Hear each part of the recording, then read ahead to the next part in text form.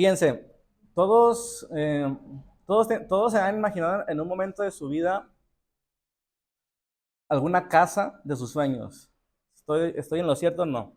Todos en algún momento de su vida se han imaginado una casa de sus sueños, ¿sí? Y en ese sentido, piensen un poquito cómo sería esa casa de sus sueños. ¿Sería amplia de un solo nivel? ¿Serían dos o tres niveles? ¿Serían tres recámaras, una recámara, 10 recámaras, medios baños? ¿Sería con la grifería la más nice o sería con la más barata? La cocina, ¿cómo se la imagina? La cocina como que es fundamental, ¿no? Y si le pusieras precio a la casa de tus sueños, si has investigado los que sepan un poquito de costos de casas que están demasiado caras, ¿cuánto valdría la casa de tus sueños? Un más o menos, pues sí, las de interés social ya valen hasta, no sé si 1 millón, no sé ni cuánto valen las de interés social. Pero ¿cuánto costo tendría una casa de tus sueños? Es decir, si alguien dijera, te voy a dar dinero para que te compres una casa, ¿cuánto le pides? 5 millones de dólares o de pesos. De pesos. Mucha humildad. Acá tres, dice con menos, ¿no? ¿Alguien da más o da menos? ¿Tres, 5 millones? ¿Cinco? Cuatro. Tengan más fe, tengan más visión. Eso no les va a alcanzar para baños más de 2,000 pesos. No, tampoco. Un castillo. Bueno, el punto es, todos podemos imaginarnos una casa de nuestros sueños y a lo mejor cuando estábamos más jóvenes era la casa de nuestros sueños y ahora ya es una ilusión que no vamos a alcanzar, tal vez, no lo sé. Algunos van a seguir luchando por eso, pero mi punto es que cualquier casa que ustedes se imaginaron tiene ciertas características y casi todas las características que ustedes van a imaginarse, estoy seguro, tiene que ver con cómo se ve. Ninguno se puso a pensar, yo quiero que tengan columnas de concreto que soporten bien la estructura. ¿Verdad que no? Creo que no se las imaginaban así. Creo que nadie se imaginó, no, pues que tengan los cimientos robustos, amplios. Nadie se imaginó pilotes.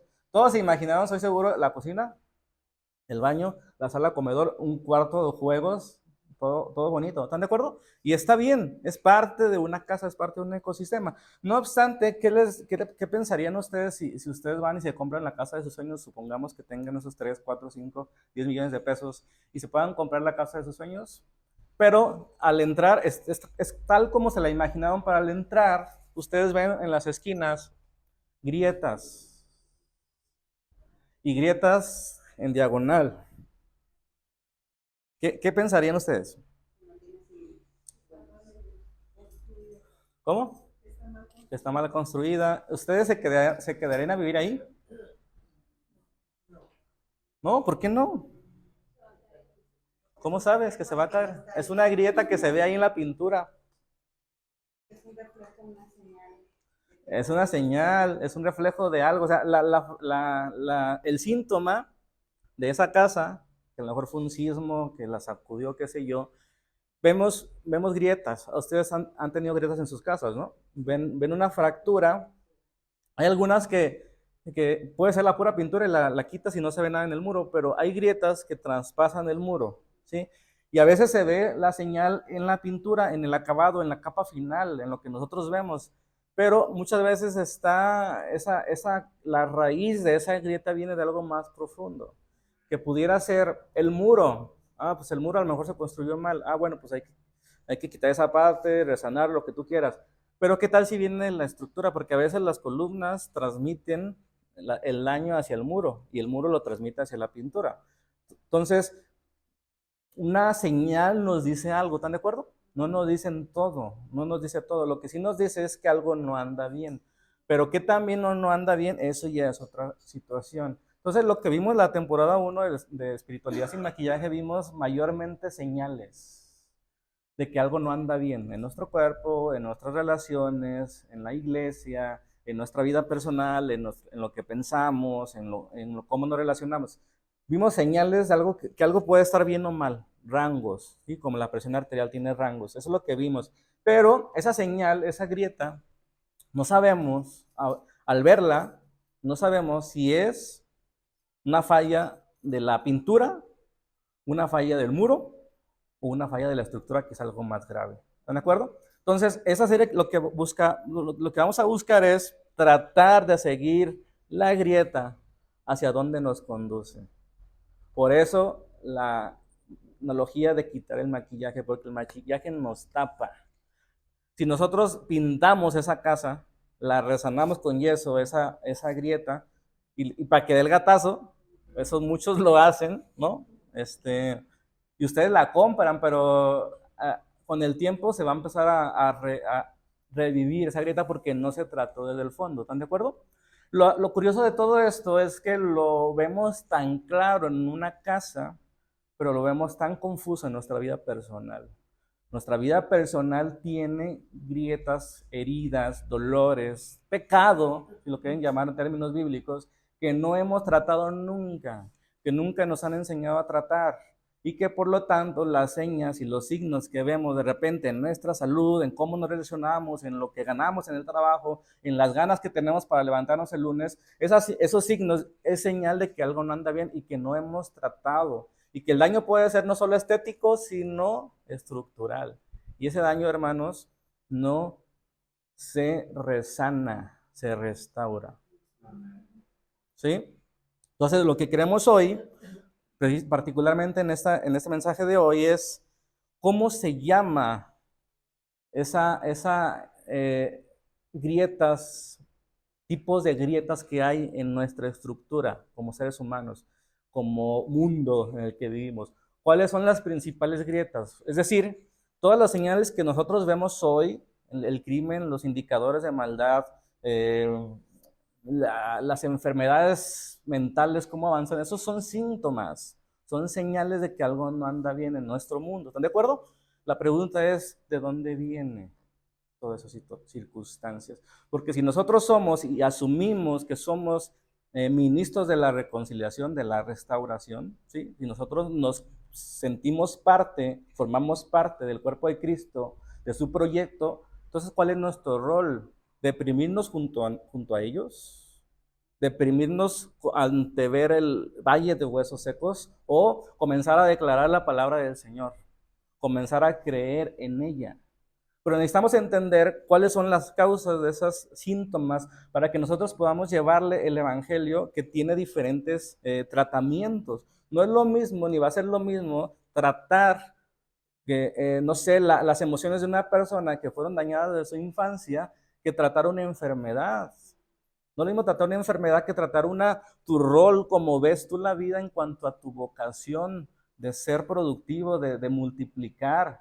Entonces, cada grieta, cada herida de nosotros puede ser diferente, porque imagínense que nosotros somos una taza de cerámica, como la analogía que traemos, ¿no? Se nos cae, si un día me gustaría que hiciéramos el ejercicio con una taza que se nos quebre, que la quebremos nosotros a propósito para ilustrar todos esos sermones, me gustaría que trajéramos una taza un día y que viéramos cómo se rompe cada una. Una pregunta, ¿se va a romper igual? ¿Por qué? ¿Dependerá de qué? Primero la forma de la taza, si está más gorda, el material más ancha, la fuerza de la altura, la fuerza con la... Todas se van a quebrar diferentes, ¿están de acuerdo? Entonces, la vida del ser humano se quiebra diferente, ¿sí? ¿Por qué? Por las experiencias que vamos teniendo en el día a día. Si yo tuve una experiencia mala con mi autoridad, que puede ser un padre, que puede ser una madre, que puede ser un tío, que puede ser un patrón, que puede ser un maestro de la escuela, si yo tengo una herida, si tengo un problema, si alguien me dañó desde ese punto de vista, mi herida mayor va a ser con Dios. ¿Sí? Y ahorita vamos a revisar eso, pero quiero que quede claro ese punto. Necesitamos entender cuál es nuestro rol en este asunto. Necesitamos ver nuestra vida como una casa y más que ello. O sea, si una casa le ponemos atención a esas cosas, bueno, a veces no le ponemos atención, la dejamos ahí hasta que se cae. Y ese es nuestro criterio como mexicanos, hasta que se caiga, hasta que deje de funcionar, igual en el carro, ¿no? Prendí un foquito hace 25 meses, sigue jalando. Yo conozco a mi carro, decimos, ¿no? Entonces, hay indicadores en el carro, hay indicadores en la casa que nos gritan, nos exigen que la atendamos. Hay indicadores en nuestra vida que exigen que los atendamos. Ahora la pregunta es, ¿cómo atendemos esas cosas? ¿Sí? Entonces, quiero comenzar con un pasaje, dicho todo esto, que está en Colosenses 1:15. Si el mundo, Dios lo imaginó de una manera, la casa ideal de Dios es un mundo diseñado de cierta manera, la pregunta es, ¿cuál es esa manera? ¿Sí? Porque si nosotros vamos y somos sus trabajadores, sus socios, en la que vamos a contribuir para que el mundo vuelva a ser como Dios se lo imaginó, hay que saber cómo Dios se lo imaginó para aportar. O sea, no es nuestro trabajo transformar el mundo, nuestro trabajo es colocar ladrillos que vayan reconstruyendo esa imagen original, ¿sí o no? Quiero que leamos capítulo 1 de Colosenses, versículo 15 al 20. Se los leo de manera rápida en Nueva Versión Internacional. Dice, hablando de Cristo, ¿verdad? Él es la imagen. Él es la imagen del Dios invisible. El primogénito de toda la creación, es decir, el primero, primordial, ¿sí? Porque por medio de Él, ¿de quién? De Cristo. Por medio de Él fueron creadas todas las cosas en el cielo y en la tierra, visibles e invisibles. Sean tronos, poderes principales, autoridades, todo ha sido creado por medio de Él y para Él. ¿Sí? Él es anterior a todas las cosas, por medio de Él forman un todo coherente. Él es la cabeza del cuerpo, que es la iglesia, Él es el principio, el primogénito de la resurrección, para ser en todo el primero, porque a Dios le agradó habitar en Él con toda su plenitud y por medio de Él reconciliar consigo todas las cosas, todas las que están en la tierra como las que están en los cielos, haciendo la paz mediante la sangre que derramó en la cruz. ¿Vamos ahí bien? Ok, entonces, si nosotros tenemos dudas acerca de cómo Dios imagina su mundo, cómo imagina al ser humano correcto, al ser humano como lo diseñó, podemos voltear a ver a Jesús. ¿Están de acuerdo? Y Él es la imagen. De hecho, se nos dice que nosotros somos llamados a través de la palabra, del Evangelio, de la iglesia, a ser conformados a la imagen de Jesús. ¿Sí están de acuerdo con eso? Entonces, esa es la imagen. Ahora, en términos bíblicos no es tan fácil definir esto, pero hay una palabra que pudiera ayudarnos muchísimo, ¿sí? Que la hemos visto ya desde la serie pasada. Es la palabra shalom, ¿sí? La palabra shalom reúne, digamos que, un lenguaje, un propósito que nos da idea de la intención original de Dios. Yo creo que es la palabra que mejor resuelve para entender cuál es la voluntad de Dios para el ser humano. Sí, la palabra shalom. Ahorita la vamos a entender un poco más. La traducción al español, pues no reúne lo que en realidad es. Sí, porque si ustedes buscan la palabra shalom en español, es paz. Y cuando decimos paz, parece insuficiente para describir todo lo que la propósito original de Dios. Sí, el propósito original de Dios es paz, pero ¿qué más? O sea, ¿a qué se refiere esa paz? ¿O cómo funciona esa paz? ¿O qué significa esa paz? ¿Ok? Entonces, en nuestra cabeza la paz, yo lo relaciono generalmente yo con algo como emoción. Tengo paz, yo tengo tranquilidad. Algo que sentimos un domingo por la mañana cuando estamos escuchando una predicación, pero que no sentimos cuando empezamos a trabajar o cuando tenemos un problema con un vecino. Ahí nos sentimos paz. Entonces, normalmente la paz la relacionamos con la emoción, ¿sí? Y sí es parte de, pero es insuficiente.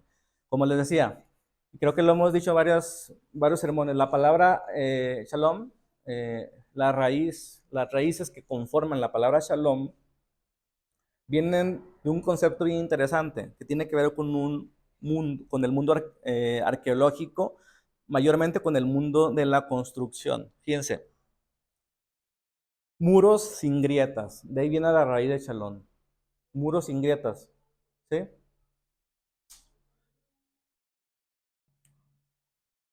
Un muro sin grietas, ¿ya se lo imaginaron?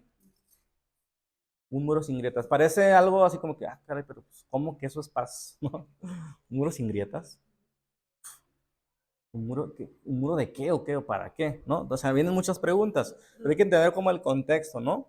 Y ese es el asunto de platicárselos. Y lo que quiero resaltar aquí, lo que me llama mucho la atención de este concepto que me gusta, es el muro. Va a ser bien, bien raro lo que voy a decir, pero el muro no fue construido para hacer un muro. Para hacer un muro. Fue construido para proteger, para sostener o para delimitar un territorio. ¿Sí me explico? O sea, nadie construye un muro porque voy a construir un muro. No, tienes un propósito. Vas a delimitar tu patio, un muro de contención para sostener algo de arriba, o para proteger o para delimitar tu casa. ¿Sí? Los muros. ¿Sí? ¿Por qué ponemos muros? Pues para delimitar. Tiene un propósito. ¿Queda claro esa parte? Entonces, nosotros no construimos un muro por construir un muro, construimos un muro porque queremos armar una casa, porque queremos armar una barda, porque queremos delimitar y protegernos. ¿Sí? Entonces, en ese concepto de una grieta en un muro, la grieta no es un defecto estético, porque en aquellos entonces pues no se pintaban los muros, ni se les ponía enjarre, ¿no? O sea, no era un detalle estético la grieta, era el muro desnudo así. Entonces, si se veía la grieta era porque una falla del muro, que puede venir de la estructura, puede venir de sí mismo. ¿Ok? Entonces, ¿queda claro esa parte? El muro fue diseñado para algo más, no para hacer un muro. Está raro, ¿no? Se le llama muro, pero su significado es para la función que fue diseñado. Esa está bien revelador por lo que voy a decir ahorita. El muro, digamos que encuentra su significado en su función, en el propósito para el cual se diseñó. Entonces, en ese sentido, Shalom en el muro no es que se vea bonito, sino que funcione para lo que fue diseñado. Y en eso se encuentra el concepto de Shalom, funcionar para lo que se fue diseñado. La pregunta es, ¿el ser humano está funcionando para lo que para lo que fue diseñado? Entonces, muchos de los síntomas que veo es porque el ser humano no ha seguido las instrucciones. ¿Sí? Es decir, pues nos damos cuenta de eso. Si el ser humano no fue creado para que comiera lo que hoy comemos, de comidas ultra procesadas le llaman, ¿no? Entonces, si nosotros insistimos en abundar en esa comida, vamos a tener señales. No fuimos diseñados para eso. Entonces, Shalom tiene que ver con estar en orden, de acuerdo a cómo fuimos diseñados. El muro sin grietas, el ser humano con salud, con prosperidad, con crecimiento, ¿sí? Con una vocación, es decir, con una función. Si el muro fue diseñado para proteger y sostener, el ser humano fue diseñado para una vocación. Y entonces en su vocación encuentra su plenitud. Y cuando no estamos dedicados para lo que fuimos diseñados, vamos a encontrar ese vacío, esos dolores. ¿Sí? ¿Más o menos? Ok. Entonces,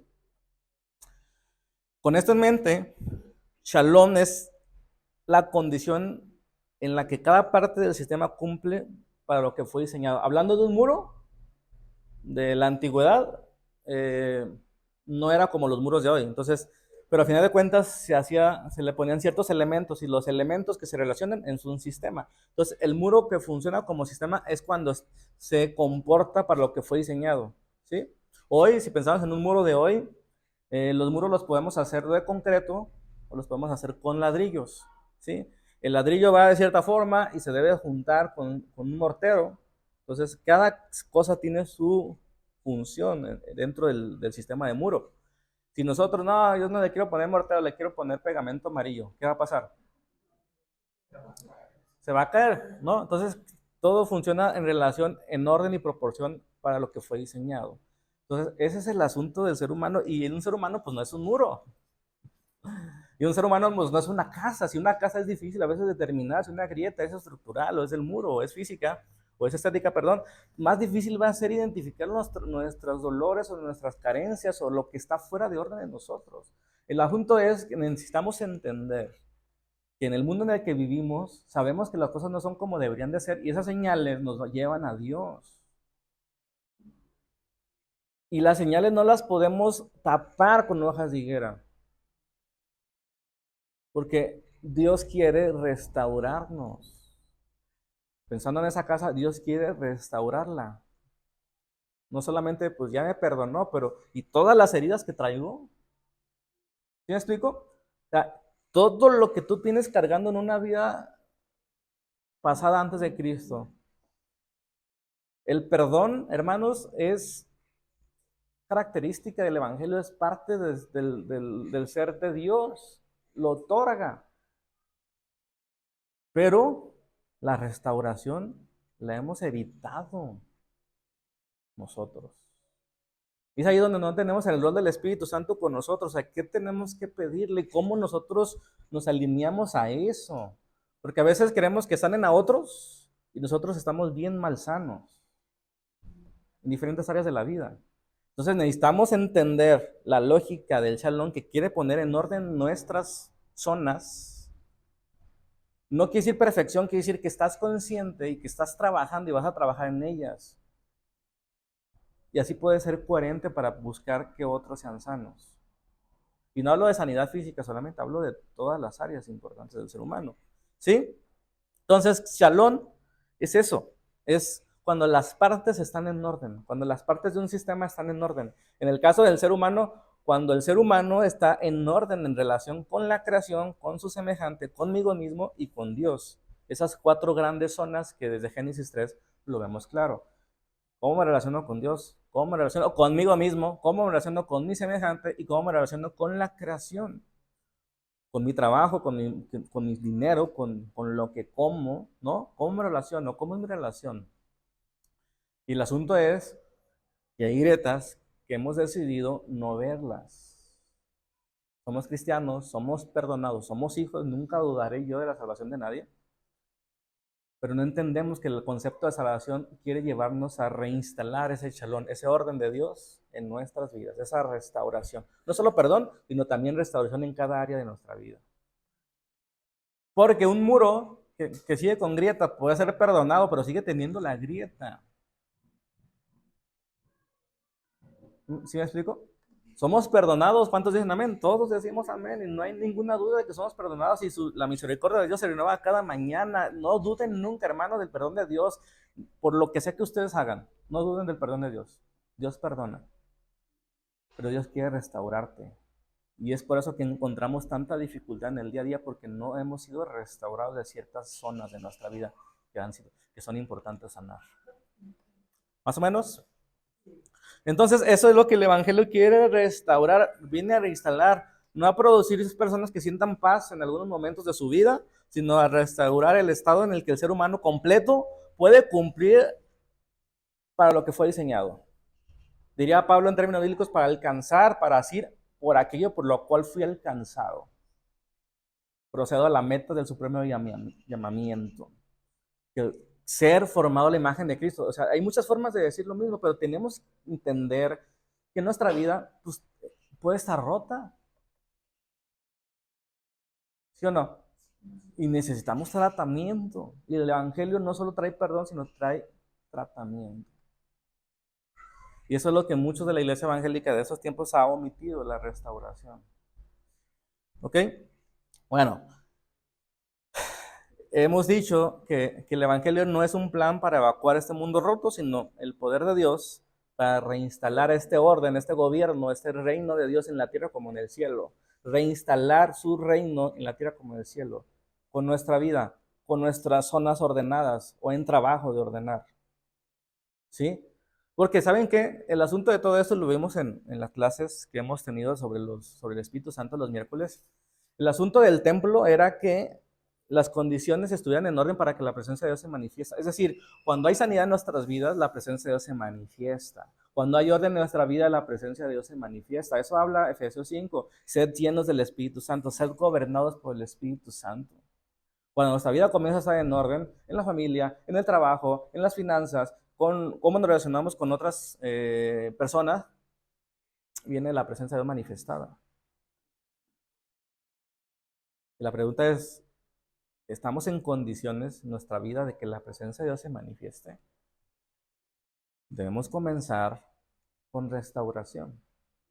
Porque nuevamente, si somos un muro con grietas, si somos una cisterna rota, no retiene agua. Si queremos que Dios úsame, Dios que manifiéstate, sí, pero ni siquiera puedes ordenar tu vida en esto, que está sencillo. Deja de tomar eso y comer aquello. Yo creo que el Espíritu, demuéstrame que estás interesado en la restauración de las cosas. Más o menos. No me quiero ver tan fanático, pero sí, es algo que yo estoy entendiendo, hermanos. Y tiene ese sentido. Dios quiere restaurarnos. Entonces, el Evangelio no es un plan para salir de este mundo, sino es el plan de Dios para reinstalar su shalom dentro de este mundo. Su shalom significa su orden, su gobierno, su armonía, su paz, su presencia manifestada. Hay que preparar nuestro templo para que la presencia de Dios se manifieste. Hay que preparar nuestra vida, ordenar nuestra vida, limpiar nuestra vida. ¿Cuáles son esas zonas, grandes zonas que deberíamos, o sea, cuáles son esas grandes zonas por las cuales nosotros nos podemos romper?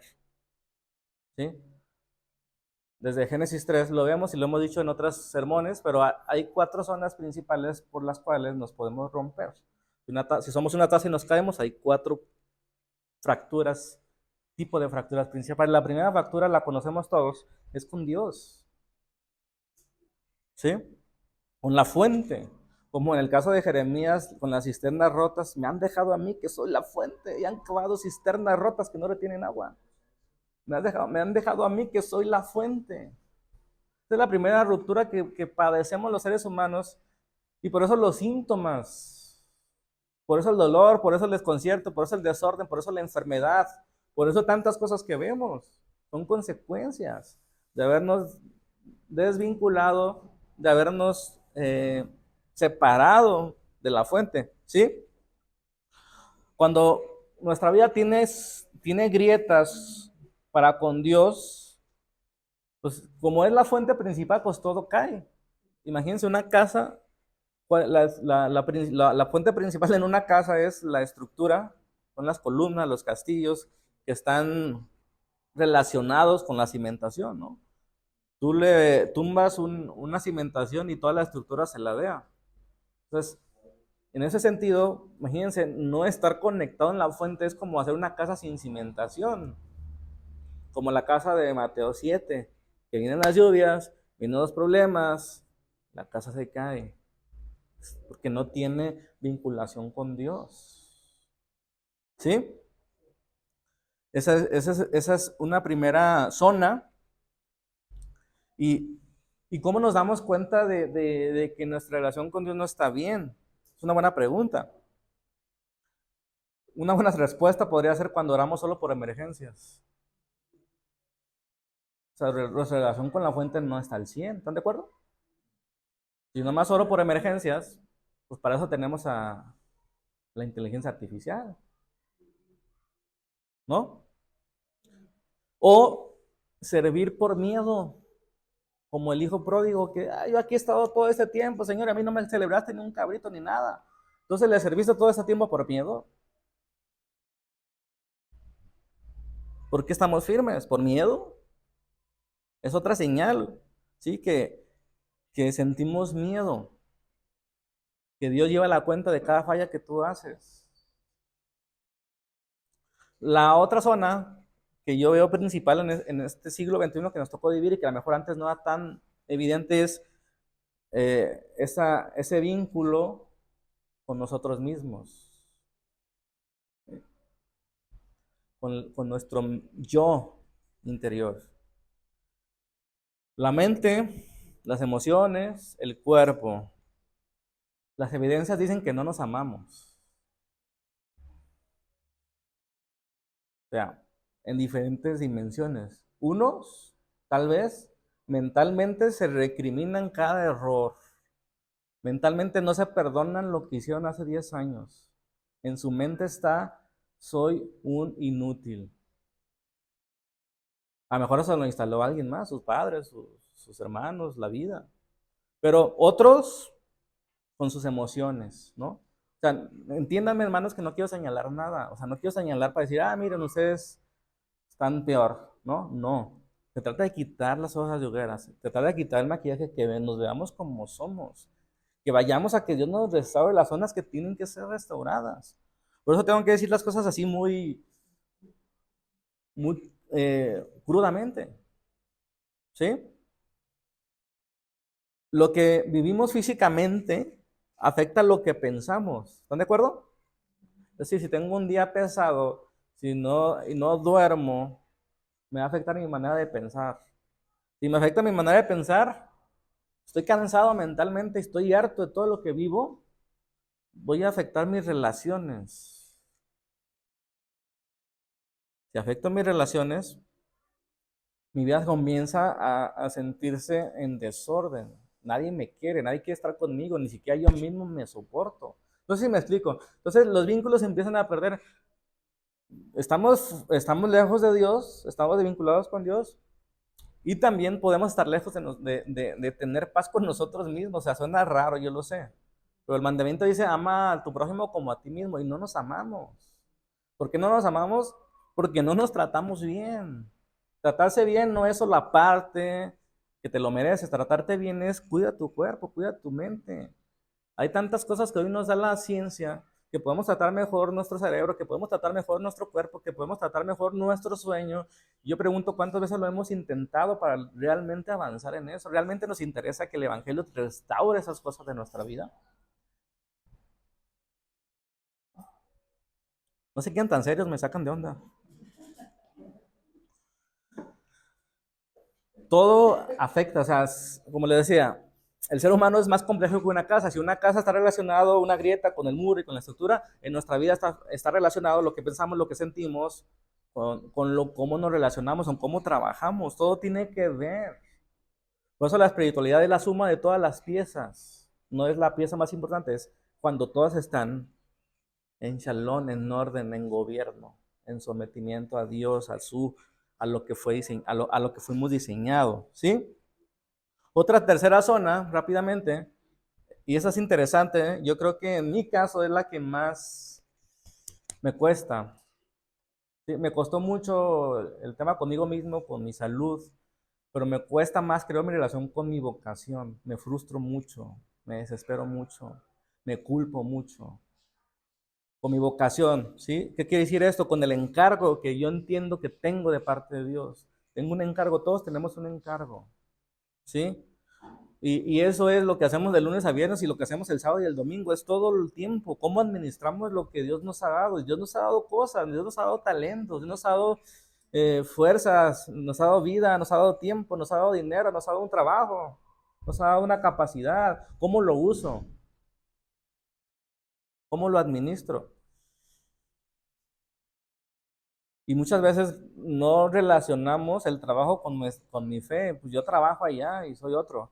Y aquí no tiene nada que ver con... Y no es así, lo hemos dicho, ¿no? O muchas veces entendemos nuestra vocación como tener éxito en términos numéricos. En fin, hay muchas cosas que evidencian que la vocación no está correcto.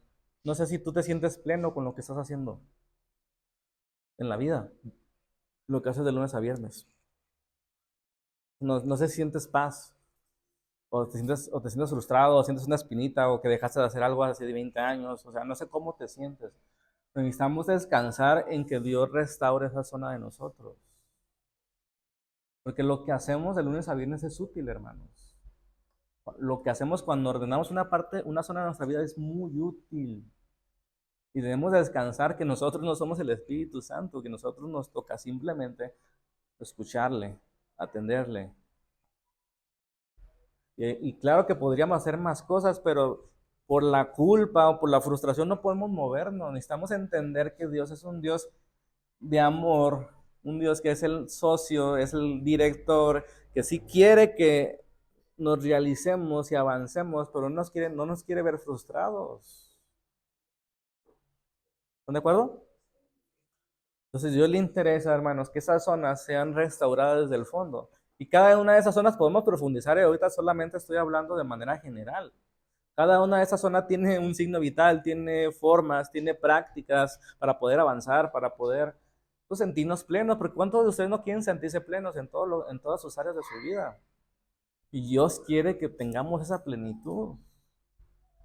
¿Sí? La última zona, recapitulo, nuestra zona con Dios, nuestra zona conmigo mismo, nuestra zona con mi vocación, es decir, para lo que Dios me encargó, y finalmente la zona con el prójimo, con la comunidad.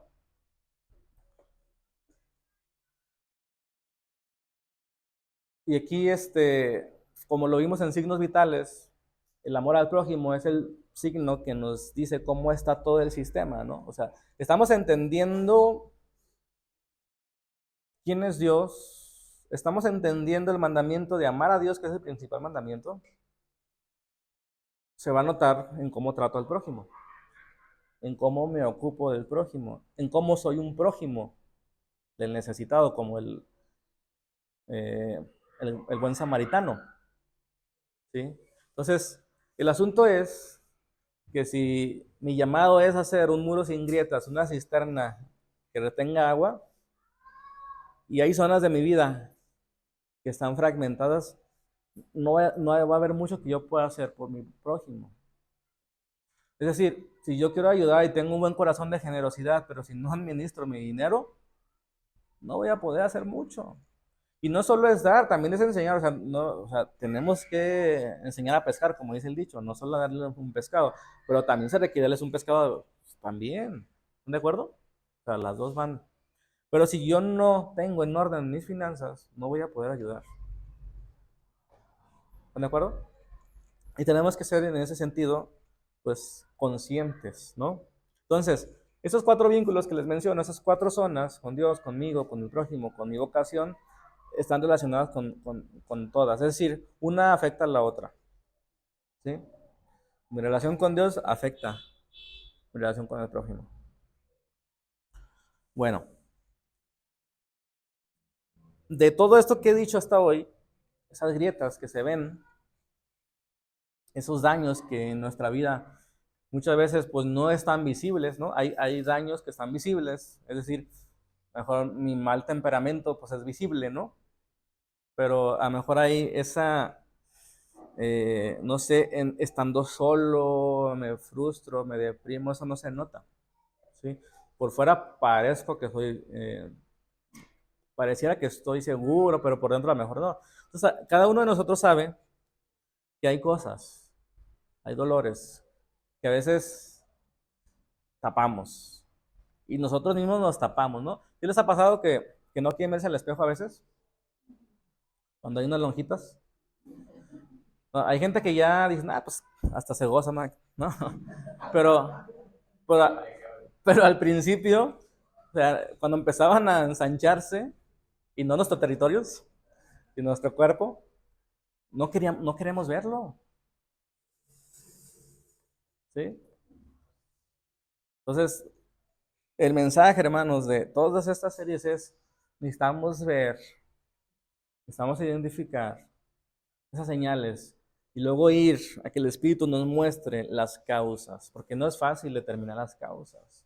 En una casa necesitas un especialista de estructuras.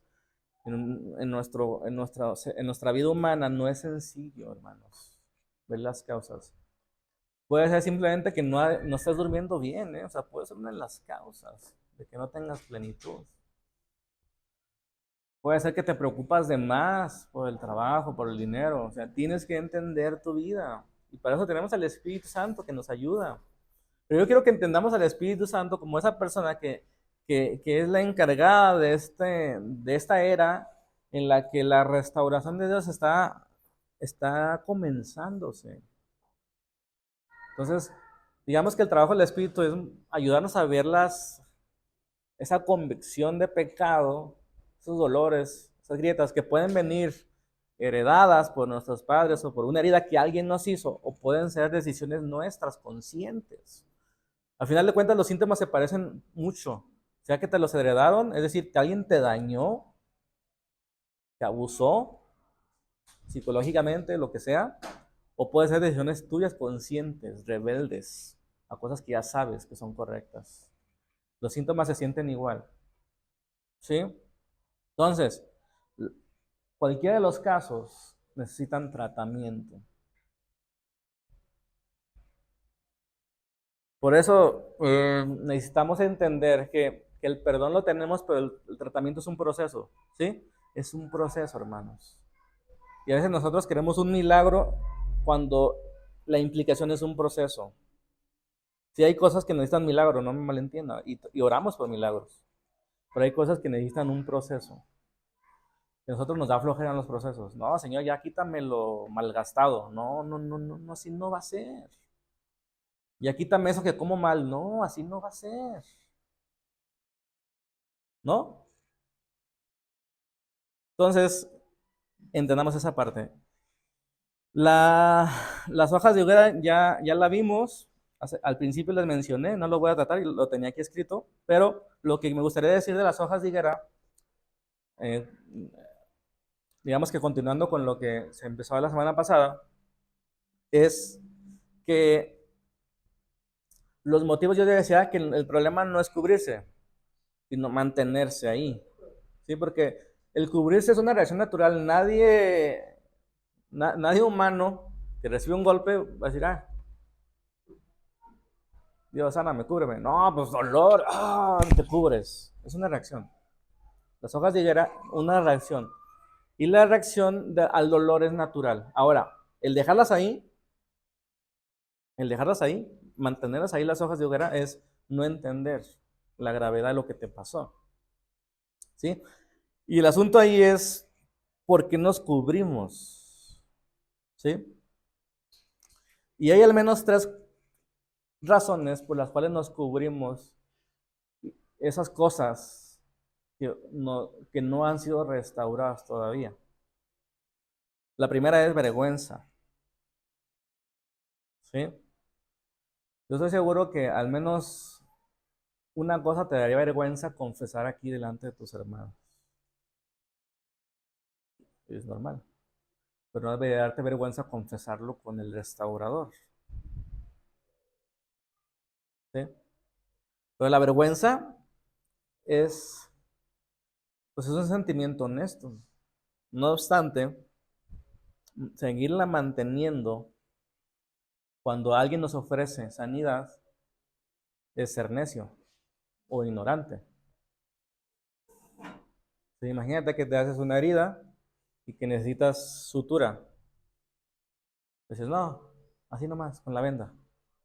Así a veces nos parecemos los cristianos, no, así nomás con que me perdones, no me restaures, por favor. Nomás perdóname. No, necesitas sutura, si no se te va a infectar y te puedo cortar la mano. Así lo hacemos a veces nosotros. La segunda situación es el miedo. Cubrimos algo para no enfrentar las consecuencias. Cubrimos algo por vergüenza, cubrimos algo para no enfrentar las consecuencias. Y esta ya se va haciendo un poquito oscura, esta motivación, ¿no? Para no enfrentar las consecuencias. Y yo creo que esa fue la razón de Adán y Eva. Para no enfrentar las consecuencias se cubrieron. O sea, no me refiero a literalmente se cubrieron con hojas de higuera, que es una reacción natural, sino la mujer que tú me diste. Eso es cubrirse. Eso no es asumir la responsabilidad. Por eso esa serie lo que busca, hermanos, no es echarte más carga a la vida que ya difícil que tenemos, es que encuentres sanidad. Que no eches la culpa cuando tienes que asumir responsabilidad y que no evites la herida que tiene que ser sanada. Son dos cosas diferentes.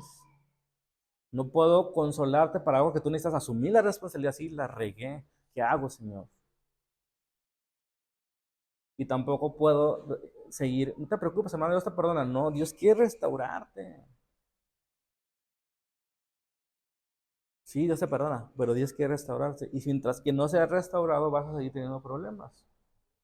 Como una herida no tratada. Así de naturales. El miedo para no enfrentar las consecuencias, como el hijo mayor de la parábola, hizo todo bien por años, pero lo hizo desde el miedo a un padre que en su imaginación era duro y distante. O como el que escondió el talento, pensé, es que eres duro, cosechas donde no sembraste.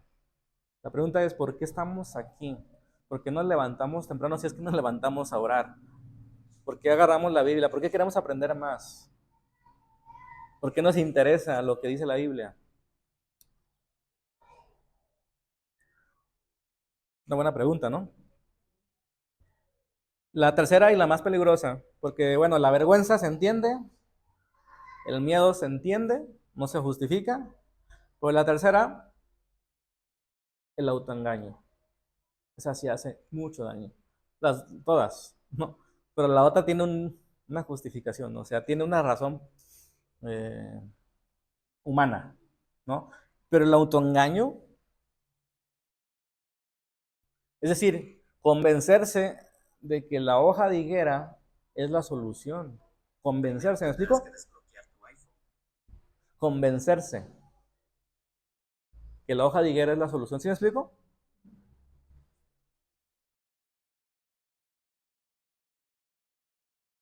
Que si los indicadores externos están en orden, el sistema está bien. Pero eso, el autoengaño, hermanos, necesitamos, eh, o sea, y es difícil a veces cuando cuando creemos eso, pues es difícil quitárnoslo de la mente. ¿A qué me refiero con autoengaño? Y esto es lo que hemos querido insistir. Cuando creemos que el Evangelio solo ofrece perdón para un alma que se va a ir al cielo y que el mundo va en picada, eso produce ese autoengaño. No necesitamos restauración, no necesitamos hacer mucho. ¿Me explico? Y estamos evadiendo una responsabilidad con un autoengaño, porque lo que nos conviene creer. Actualmente hay muchas corrientes, por así decirlo, sobre la nutrición. ¿Qué quiero decir con corrientes? Unos te dicen que el huevo es malo, otros te dicen que el huevo es bueno. Unos dicen que la carne es mala, otros dicen que la carne es buena. Y así, ¿no? Ahí hay muchas doctrinas sobre la nutrición. ¿Qué se refiere al autoengaño? Yo creer la que me conviene. La carne no es mala, me conviene, me gusta. Y muchas veces creemos un evangelio que nos conviene. No porque estemos convencidos, sino porque nos conviene. Y ese es el autoengaño. Nuestra vida no necesita corrección, nuestra vida, Dios es amor. Empezamos a ir por ahí, Dios no castiga, ¿no? Entonces, ¿es peligroso? Sí. Entonces, necesitamos atender. Con esto me voy encaminando al final. Deuteronomio 28, hermanos, me gusta mucho. Deuteronomio, el libro de Deuteronomio me gusta mucho porque habla en estos términos de los que hemos estado tratando en esas series. ¿A qué me refiero con esos términos? No perdamos de vista que Deuteronomio es una instrucción, una ley, prácticas que se le dio a un pueblo que había sido sacado de Egipto. Que ese pueblo que fue sacado de Egipto se le prometió a Abraham que sería el pueblo de Dios, ¿sí? Y que ese pueblo iba a tener una relación con Dios. Y esa misma promesa que sí se le hizo a Abraham fue el mandato que se le dio a Adán de que la presencia de Dios o que el orden de Dios o ese cultivar el jardín se extendiera, ¿sí? Que la bendición de Dios se pueda extender a todos los confines de la tierra. Ese mandato dan a Abraham y a Israel. Es el mismo, pero ampliado y aplicado a su momento, ¿no? Que es el mismo que tenemos hoy nosotros con la Gran Comisión. Lo mismo, pero aplicado a nuestro momento. Sí, entonces Deuteronomio 28 me gusta porque está súper claro que es un pueblo que viene de Egipto saliendo. Está súper claro que es un pueblo que va a tomar una tierra que Dios les dio. Está súper claro que ese pueblo tiene una vocación, tiene un propósito, como el muro que vimos, ¿sí? Y por eso se llama muro. Pueblo de Dios se llama pueblo de Dios porque tiene un propósito para con Dios, ¿sí o no? Y Deuteronomio entonces resume cómo es esta relación con Dios o ese propósito con Dios. Y ese resumen está, digamos que específicamente materializado en una relación de alianza, así se la llamaban en aquellos tiempos, era un contrato, pacto, alianza, contrato, como queramos, un contrato entre el gobernador que conquistó y entre los conquistados. Tenemos un trato, tenemos un contrato, ¿sí? Matrimonial, comercial, de muchas maneras, como quieras verlo, es un contrato. Y Deuteronomio 28 era esa parte del contrato, ¿sí? Es decir, yo te saqué de Egipto con un propósito, se lo había prometido a Abraham, se lo mostré a Adán, te saqué aquí con un propósito, ese es el propósito. Si no cumples el propósito, va a pasar esto. Si cumples el propósito, va a pasar esto.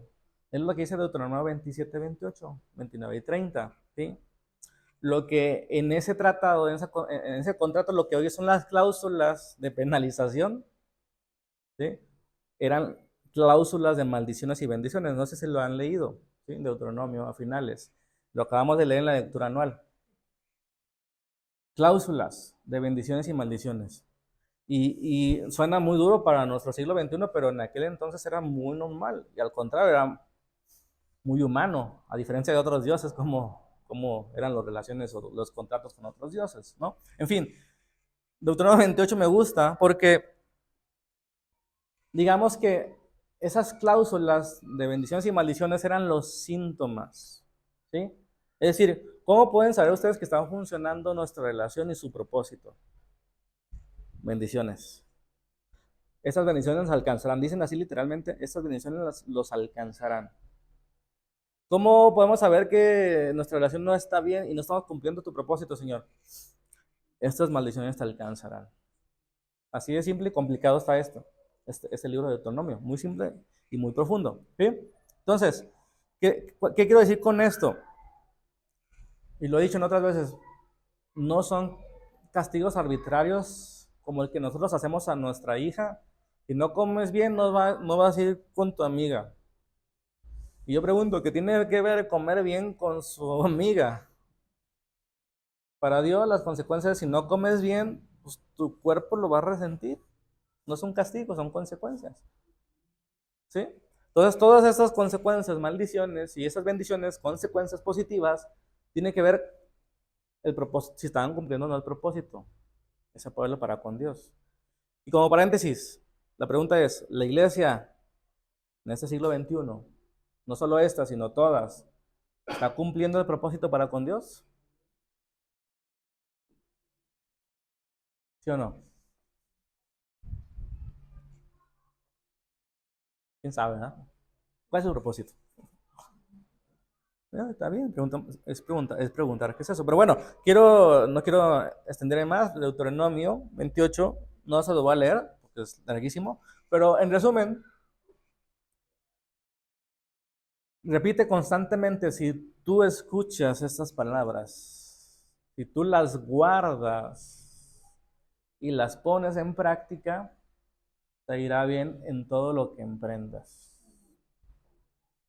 Repito, si tú escuchas estas palabras, esta ley, esta instrucción, estos preceptos, estos mandamientos, si tú escuchas, los guardas, cuidas guardarlos, es decir, no es que se te pierdan, sino que los recuerdes, porque se olvida, ¿no? El ser humano olvida. Guardas, escuchas y guardas, y los pones en práctica, te irá bien en todo lo que hagas. Fructificarás, multiplicarás, era bien. Y todo eso es un lenguaje de Génesis 3, multiplicar y fructificar. Igual con Noé, multiplicar y fructificar. Igual con Abraham, y serán benditas en ti todas las naciones.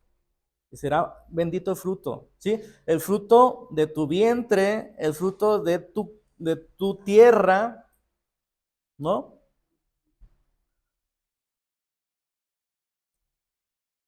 Las ciudades no tendrán problemas con otros vecinos de guerra, es otra de las señales que Dios les dio, ¿sí? Las enfermedades, que era otra señal que algo estaba funcionando no bien. Que lloviera, los cielos cerrados, cielos de bronce o cielos abiertos. Hoy cantamos cielos abiertos. ¿Sí? Pero todo eso tenía una condición. Guarden y practiquen estas cosas. Nosotros queremos pedir la bendición a Dios, Señor, dame. Pero no practicamos nada, ni siquiera nos acordamos de nada, ni siquiera sabemos qué tenemos que acordarnos. Y no es poner más carga, hermanos, es entender cómo funciona esto. Si nosotros somos un muro y tiene una grieta, hay que resanarla. ¿Sí? Porque el desorden deliberado, hermanos, ese nos lleva a un colapso. ¿Está de acuerdo? Porque todos la podemos regar, sí, y no se trata de ser perfectos, sino se trata de estar conscientes. Pero decisiones de nosotros sobre cosas que sabemos que están mal hechas, vamos a llegar a un colapso. Y ese colapso en la Biblia tiene un nombre que se llama exilio. Todas esas consecuencias, esos síntomas, mejor primero les iba mal en la cosecha, luego les iba mal en las enfermedades, luego no podían tener hijos y luego eran dominados por otros, todos eran síntomas de descuido. Y de repente ya estaban en otro país exiliados. Muchas veces nosotros nos encontramos exiliados, un colapso de nuestras situaciones financieras, emocionales, cómo vemos nuestra relación con la congregación, cómo entendemos nuestro rol con Dios, etcétera, etcétera. Entonces, todo esto, hermanos, no es que tú veas y cuentas los errores que tú tienes, más bien es que entiendas por dónde se está filtrando el agua, si fueras una cisterna. ¿Por qué grietas se está filtrando tu relación con Dios, tu relación contigo mismo, es decir, con tu cuerpo, con tu mente, ¿no? Con tus emociones, tu relación con los demás, tu relación con la vocación? ¿Dónde se, ¿Por dónde se te está filtrando el agua? No para que te culpes, el perdón ahí está, sino para que vayas al que puede sanar. Termino con esto. 2 Corintios 5:17 lo hemos tratado en varios versículos, varios sermones, pero digamos que es súper completo en el tema que estamos hablando. 2 Corintios 5, digamos que ya habla del ministerio de la reconciliación. ¿Sí lo han escuchado, no? Sí. Ministerio de la reconciliación, nuevamente la palabra reconciliación suena insuficiente para lo que significa, ¿sí? Porque reconciliarse es como, ay, pues me sacó la lengua y ya la perdoné, ¿no? Ya nos hablamos. Y reconciliación de términos bíblicos, de lo que está, como leímos al principio, ¿te acuerdan que leímos Colosenses? Donde decía que a través de la sangre de Cristo reconcilió consigo mismo todas las cosas. Es decir, la reunió de nuevo porque se desparramaron, se quebró algo, se salió en pedazos. El salón original, pensado así, está separado, está desfragmentado, está roto. Y en Jesús, en su obra, las cosas están volviendo a ser reunidas en Él. Y eso es reconciliación. Que las cosas que se deformaron vuelvan a su lugar. Las tazas que se quebraron vuelvan a su lugar. Los daños que tú tuviste en tu vida por ti o por otros, que vuelvan a tomar su forma para la que fueran diseñados. ¿Sí? Eso es reconciliación, en su término bíblico. La palabra es griega katalagé, es un doble L, que ya creo que la mencionaba la semana pasada. Y esta raíz es un intercambio. Lo que está en desorden ya no está. Lo que estaba envejecido es renovado. No en el sentido de que ya envejecí, lo tiro. Envejeces, lo renuevo. ¿Sí entiendes la diferencia? Restaurar, renovar, no es lo mismo que desechar y recomprar otra cosa. La reconciliación tiene que ver con esa parte de Lo viejo, lo que se dañó, lo que se envejeció por descuido, hoy vuelve a ser nuevo. Ese es el concepto de Catalagué. El muro que tenía grietas recibe lo que necesita para volver a cumplir su vocación. No se olviden esto, volver a cumplir nuestra vocación. Entonces, nosotros no es como que Dios nos ayude con esa parte de las finanzas que no nos alcanza y ya, sino que nosotros volvamos a encontrar plenitud en lo que hacemos y eso reflejaría el propósito que Dios tiene en nuestra vida. No sé si me explico. O sea, no es como que Dios me ayude en mis diferentes problemas, sino que nos va a ayudar a entender por qué esos problemas vienen y nos va a restaurar desde el fondo y esto es un proceso. ¿Sí? Entonces, esta palabra de reconciliación o catalaqué no funciona desde una zona, sino las cuatro, como lo mencioné. Restaura el vínculo con la fuente y restaurado el vínculo con la fuente, las demás cosas van a funcionar mejor. ¿Están de acuerdo? O sea, ¿puede el ser humano funcionar sin Dios? Sí, sí, temporalmente sí lo puede hacer, pero tarde o temprano puede colapsarse. ¿Sí? ¿Puede el ser humano funcionar bien con Dios y no con lo demás? Sí, si no entiende que su relación con Dios tiene que afectar a lo demás. Porque hay gente que solo se enfoca en tener una buena relación con Dios. Y la vocación, apa, diría. O sea, es un todo. O sea, la casa, o sea, el muro no se diseñó así solito. Voy a construir un muro mañana. Ah, caray, ¿y para qué? No, lo construyes, o sea, construyes una casa, no sé si me explico. Nuestra relación con Dios es primordial. Pero ¿para qué nos relacionamos con Él? ¿Para qué somos el pueblo de Dios? Para anunciar las virtudes de aquel que nos llamó de las tinieblas de Egipto a la luz admirable, la tierra prometida. Para que la bendición que puso en nosotros, que empieza a restaurar nuestras zonas, nosotros podamos llevarla como tratamiento a otras personas que están afectadas igual que nosotros. Más o menos. Termino leyendo entonces.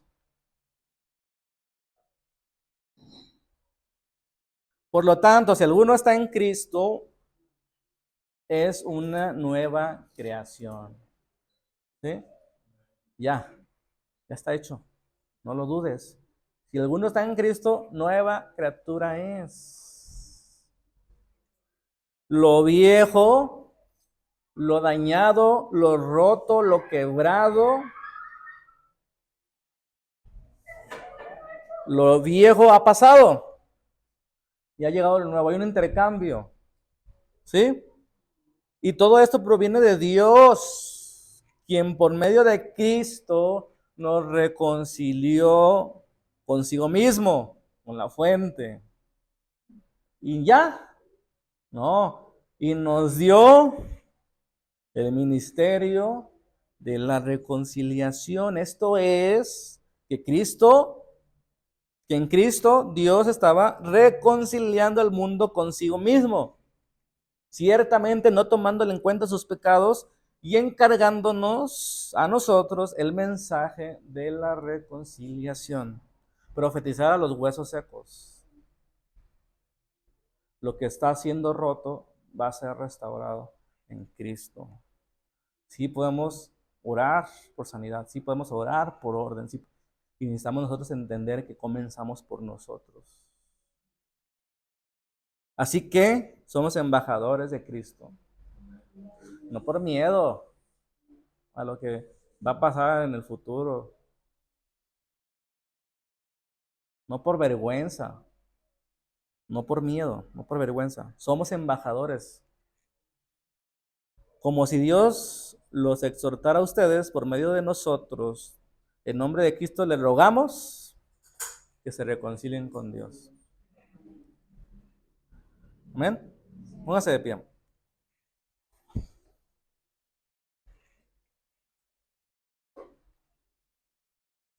Volvamos a la casa que pensamos al principio. La casa es tu vida, la casa de tus sueños. Es la vida. la vida misma. La casa con grietas podrá seguir en pie, tiene propósito. La casa con grietas necesita que alguien revise los cimientos, no que le pongan una capa de pintura más. El Espíritu es el constructor que hace exactamente eso. No demuele, no repinta, sino que entra a la estructura, trabaja la grieta con algo que vale mucho más que lo original y le devuelve al muro la condición para cumplir su propósito, su vocación. Eso es el shalom reinstalado en nuestras vidas. No un ser humano sin historia de grietas, sino uno cuyas grietas han sido trabajadas por alguien que sabe exactamente para lo que estábamos diseñados antes de rompernos. ¿Cuál de esas zonas, con Dios, conmigo, con el prójimo, con mi vocación, estamos tratando de cubrir todavía, por miedo o por vergüenza? Pidamos al Espíritu que nos ayude, que sane, que restaure. Desde cuestiones casi imposibles como la salud hasta otras cuestiones, pero entendamos que hay cosas que necesita que nos dispongamos a un proceso. Padre, te damos gracias en el nombre de Jesús y te pedimos, Señor, que vengas a nuestra vida con poder en tu espíritu, que traigas sanidad, que traigas